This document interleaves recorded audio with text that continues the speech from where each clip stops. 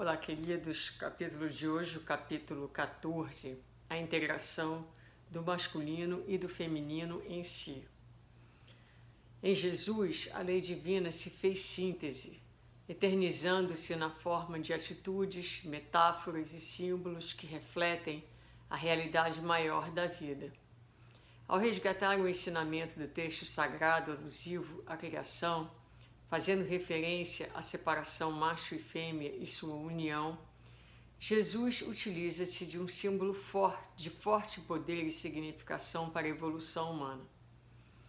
Imerso em uma sociedade patriarcal, no qual os papéis sexuais eram bem demarcados e a sua valorização social bastante diferenciada, Jesus refere-se à união macho e fêmea como proposta divina, acrescentando que não separe o homem o que Deus juntou. Certamente o mestre referia-se à junção física dos seres que formam a base da família e do progresso. No entanto, transcendemos a letra para encontrar a essência maior dos ensinos cristãos. Vê-se ao longo dos séculos que os sexos masculino e feminino, organizações biopsíquicas e sociais, têm passado por transformações variadas na renovação dos costumes e dos atos que formam a moral de cada povo em cada época.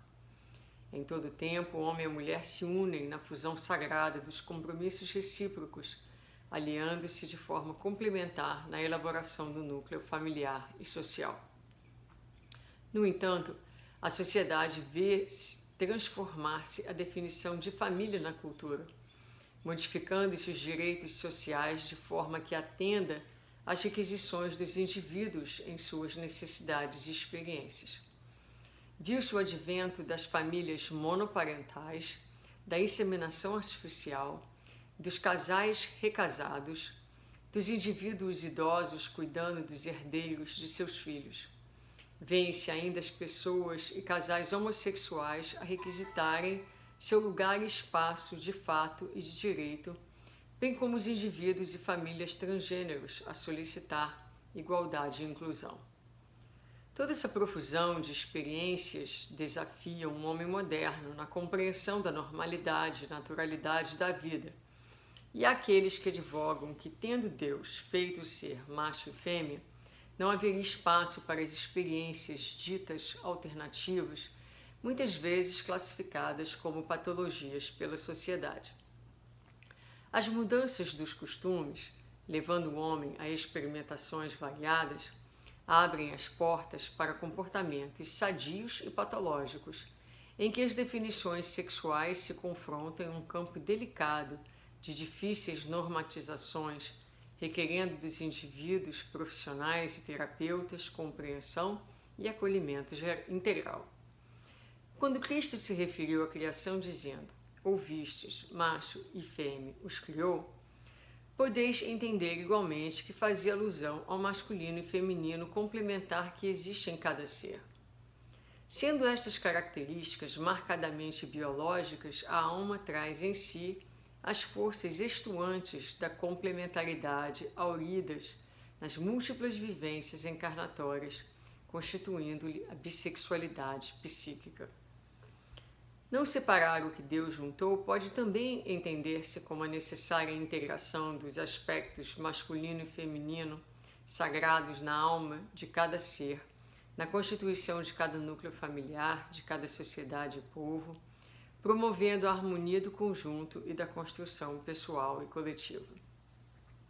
Aprender o homem a sabedoria milenar em si é um necessário aprendizado de cada sexo, independentemente das experiências sexuais atuais.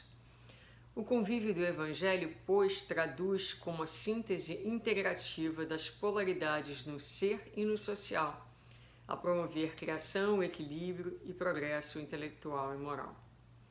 Quando as polaridades são exacerbadas, quaisquer que sejam elas, na negação de seu oposto, há a construção neurótica de repressão que inibe as potências da alma. É necessária a complementaridade que enriquece a vida. Não separe, pois, o homem o que Deus juntou, integrando em si e em torno de si a força, equilíbrio e determinação, a amorosidade, a ordem e a maternagem, promovendo o amplo desenvolvimento das forças da alma, onde esteja, com quem esteja, a serviço do progresso e do amor. Essa mensagem de hoje, ela tem duas partes, né? Primeiro, Dias da Cruz começa falando da interpretação mais tradicional da criação do macho e da fêmea, da integração dos seres, desses seres como base de formação da família e do progresso. E ele vai falar para nós que nós temos observado no transcurso do tempo a modificação do conceito de família. E aqui ele vai dar vários exemplos desse conceito de família, né? Famílias com um pai só, com uma pessoa só, a inseminação artificial, os casais que se recasam e constituem famílias que vão crescendo, os idosos que tomam conta dos netos, enfim, os casais homossexuais, toda uma mudança social. E ele diz que essas mudanças, então, elas vão desafiar o homem moderno no seu entendimento do que é normal e do que é natural. Para além disso, ele vai propor uma outra interpretação daquilo que Jesus falou, dizendo que há em cada um de nós a masculinidade e a feminilidade que também precisam se completar, que também precisam se integrar, não é? E quando Jesus então vai dizer para não separar o que Deus juntou, porque o propósito da vida é que nós todos desenvolvamos as nossas potências. As femininas e as masculinas são todas divinas e Jesus foi o protótipo do ser onde essas potências estavam ativas, integradas e harmonizadas. Então esse é o propósito da nossa vida, a integração e o desenvolvimento dessas potências dentro, portas adentro de nós mesmos, não é? Então ele vai dizer que aprender a sabedoria que vem da vivência das múltiplas experiências é o objetivo final do ser, independente das experiências sexuais que ele venha a ter. Então, para além das experiências sexuais, nós temos um objetivo maior, que é o desenvolvimento das nossas potências, a aceitação.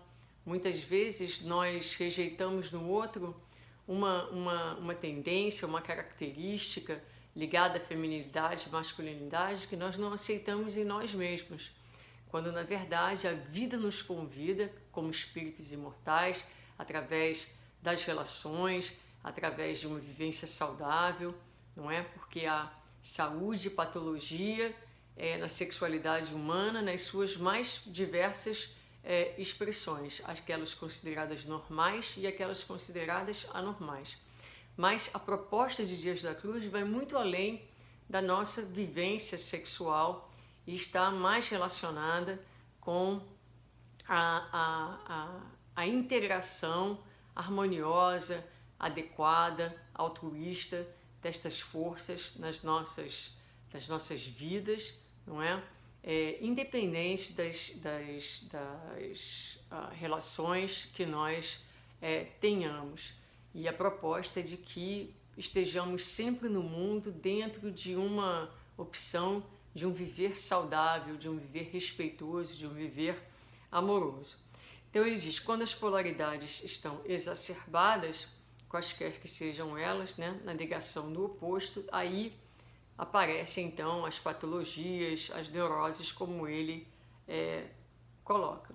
Então fica o convite aqui para que a gente devagarinho, porque é muito difícil ainda na nossa sociedade, uma sociedade onde nós, apesar de nos sabermos espíritos imortais e dessa forma, sem sexo, a questão do gênero e a questão das exigências e dos preconceitos com relação à feminilidade e masculinidade ainda vigem muito fortes na nossa cultura, quando, em verdade, sendo espíritos imortais que somos, cada um de nós vai trazer mais ou menos desenvolvida algumas dessas tendências, fruto das nossas experiências, e o dia que nós conseguirmos olhar uns para os outros, não necessariamente e tão materialisticamente dentro das determinações culturais do feminino e do masculino, né, dentro de caixinhas bem pequenininhas onde a gente coloca as definições de gênero, quando nós conseguimos olhar o ser humano como seres humanos imortais, de vivências milenares, e apreciarmos e valorizarmos toda a expressão humana, porque elas precisam ser unidas e integradas, então vai haver mais espaço dentro de nós para esse casamento e essa manifestação dessas potências. E à medida em que nós abraçamos o masculino e o feminino em nós, também saberemos olhar e apreciar as múltiplas expressões naquele que caminha junto de nós. Um grande abraço para todos.